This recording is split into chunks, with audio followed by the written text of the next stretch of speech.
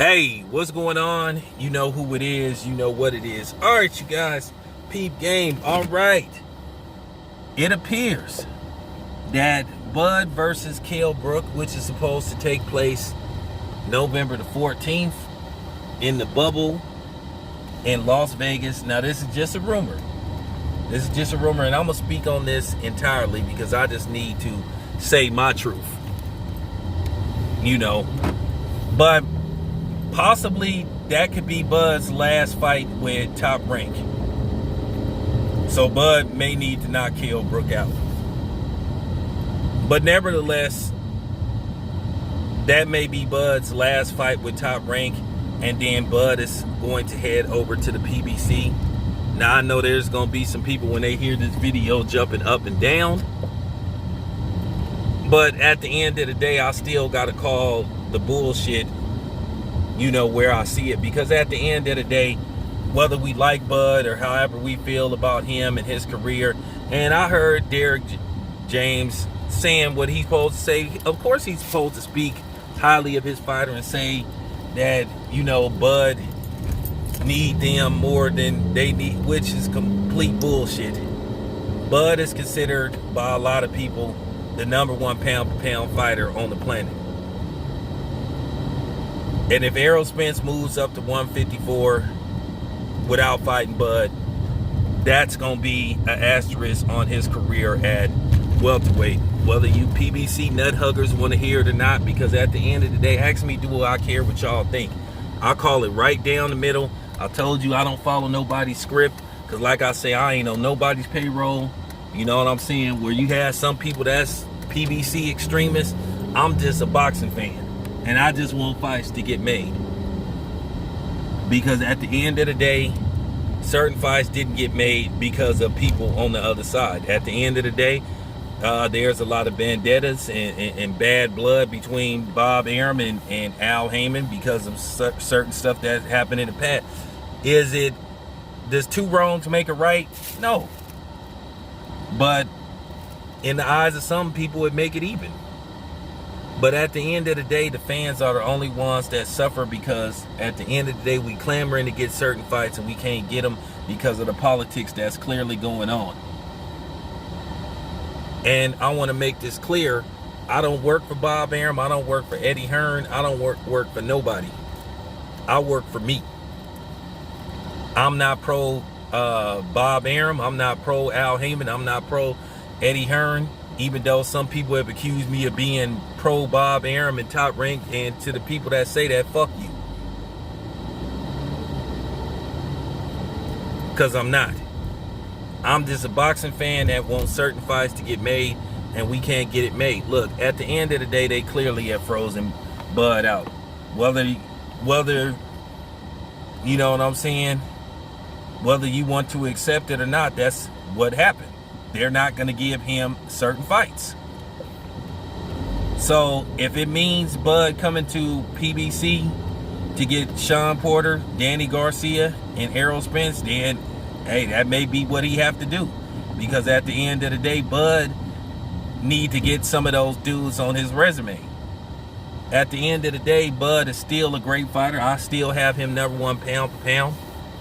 But it is what it is. And the reason why Derek James is talking this stuff about, well, Errol Spence is a superstar and he could sell without Bud. No, the reason why they think this fight may do good, because Al Heyman stacked this card with a bunch of Mexican fighters. And if you don't see through that, something is seriously wrong. I told you, I ain't following nobody's script. Ain't nobody gonna tell me what to say on my channel. That's really why they think this fight is gonna do good, because they think a whole bunch of Mexicans is gonna show up at that fight, and they're gonna buy that fight who don't show up in attendance because they want to see their fighters. Because nobody wants to question the elephant in the room except me. Because like I said, I don't sit up here and, you know, don't call it right down the line. It's real disappointing that Al Heyman and the PBC don't have no brothers, with the exception of Errol Spence fighting on that card. I think that's a tremendous disrespect to Errol Spence. I think that's a tremendous disrespect to black fighters and black people as a whole. because history has shown that black fighters versus other black fighters actually do a little bit better than blacks versus Mexicans, with the exception of Floyd Mayweather. Because like I said, it kind of proves Abel Sanchez right, even though Abel Sanchez don't know what he talked about. Because if you look at some of the numbers with Mexicans versus Mexicans in pay-per-views, don't even compare. Okay? So you could actually reverse it and say a Mexican can't sell a pay-per-view unless he fight a black fighter. But I don't want to make it about that. I think it's a shame that it had to come to this, because we could have got this fight a year and a half ago. Keep in mind, Bud is not getting any younger. Bud just made 33 a couple of weeks ago. Now, Bud hasn't really been in no serious wars. He's took a shot here and there, but he hasn't been basically beat the fuck up in a fight. But at the end of the day, you have to wonder where Bud is as a fighter. And I mean, Bud keep himself in shape, but you want this fight with Errol Spence to get made immediately. Wait until Bud is age 35. It looked like you trying to age him out. Okay? It looked like you trying to age him out. And like I told you, this fight need to happen sooner than later. And like I said, I hear Derek James talking that shit. And like I said, he entitled to his opinion, but it also looked like basically you gonna try to, you gonna try to screw Bud over on negotiations by trying to say, well, we doing these type of pay-per-view numbers versus Bud. But at the end of the day, nobody is asking you to put Danny Garcia on pay-per-view. Nobody asked you, so I'm just saying. Just like nobody asked you to put the Sean Porter fight on pay-per-view. You choosing to do that. And then you saying he outselling, but at the end of the day is because, like I said, you having these pretty much primarily Mexican undercards. Thinking that it's going to attract Mexican pay-per-view buyers and people to attend the fight. I'm just telling the truth. And I know people gonna thumb down the video, but tell me where I'm lying. They froze Bud out. That's fact. They keep talking about what Amir Khan got paid versus you know what they offered Danny Garcia, but that's why you send a counter offer. Everybody keeps saying that somebody need to do this, somebody need to do that. But like I said, why don't they send Bud an offer sheet since y'all hollering about how much money these dudes is making? Right? Now, I know some people mad at me as they hearing this video because I'm telling the truth, but ask me, do I give a rat's ass about it? Like I told you, I don't follow nobody's script. I'll say what I need to say, what should be said. And this is factual, what's went on. It's been a freeze out with Bud. It's fact. And let me ask you something. Well, I'll state this because we all know the answer to this.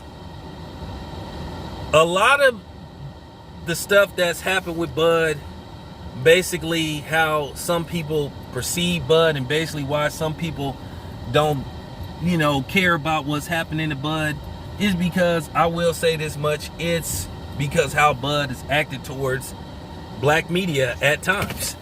But like I said before, Bud hasn't, Bud does this to everybody.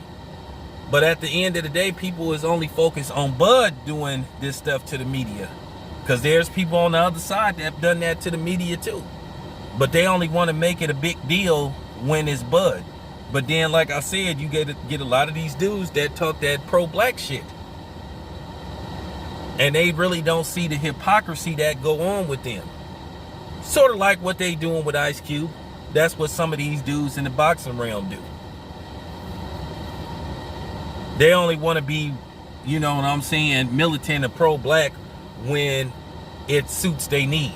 They not consistent with it, where I've always been like this pretty much since I started my channel. But I'm just telling the truth. But if he goes to the PBC, it's because he didn't have a choice. But to sit up there and hear Derrick James act like Errol Spence don't need Bud on his resume to solidify his career, that's just complete bullshit. And we already know people that's going to listen to the interview or do the interview that's like PBC extremists is going to be going, see, I told you, you know who these dudes are. You know what I'm saying? I'm just telling the truth. You thumb down the video, like I said, ask me, do I care? I'm just telling the truth. They froze Bud out. And like I said, is some of this stuff that happened with Bud and why people don't take a liking to him and don't feel any sympathy for him his fault? Yeah. Because I do feel Bud could loosen up a little bit. Like I said.